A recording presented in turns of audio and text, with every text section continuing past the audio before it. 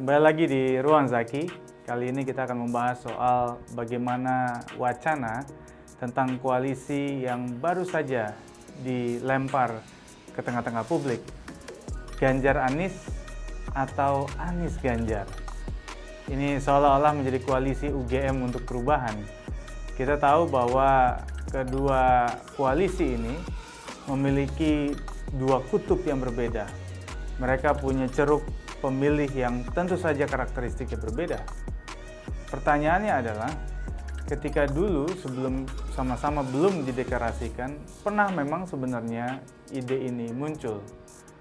Tetapi setelah kemudian Partai Nasdem, Demokrat dan PKS mendeklarasikan Anies Baswedan sebagai calon presiden, dan PDIP serta P3 mendeklarasikan Ganjar Pranowo sebagai calon presiden, maka ini tidak pernah terbayangkan, bahkan diekspektasikan oleh publik. Mereka kemudian diwacanakan untuk berduet. Pertanyaannya adalah, sebenarnya dari sisi secara matematis koalisi yang sekarang eksis, siapa sebenarnya yang lebih layak sebagai RI1, Ganjar atau Anies? Kalau kita petakan, maka koalisi Anies Baswedan itu memiliki perolehan kursi 160 lebih.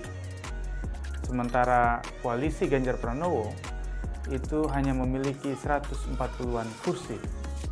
Artinya, kalau kita melihat dari sisi perolehan kursi di parlemen, maka Anies lah yang lebih layak menjadi RI1.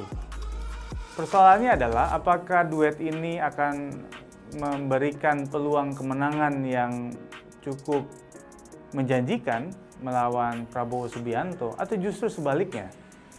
Karena kita tahu bahwa setelah wacana ini dilempar kepada publik, masing-masing relawan, masing-masing pendukung enggan untuk merealisasikan duet ini.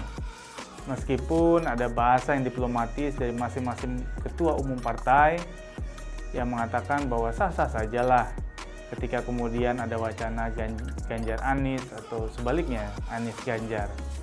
Dan masing-masing kandidat juga Pak Ganjar dan Pak Anies juga merespon dengan bahasa yang sangat diplomatis. Artinya tidak mungkin menurut Anies membicarakan pasangan yang tidak ada dalam koalisi, kecuali kemudian ada penggabungan kekuatan secara konkret, dibuktikan dengan sebuah piagam misalnya, PDIP bergabung dengan koalisi perubahan, maka mungkin wacana itu bisa diperbincangkan. Tetapi dalam konteks hari ini, tentu saja masing-masing koalisi itu punya preferensi yang berbeda. Koalisi perubahan itu sedang fokus membicarakan soal cawapres. Sementara Ganjar juga demikian. Dan kita tahu ada banyak nama yang beredar untuk menjadi seorang cawapres dari masing-masing kandidat ini. Tapi menurut kalian kira-kira Ganjar Anies atau Anies Ganjar? Sampai ketemu lagi di Ruang Zaki berikutnya.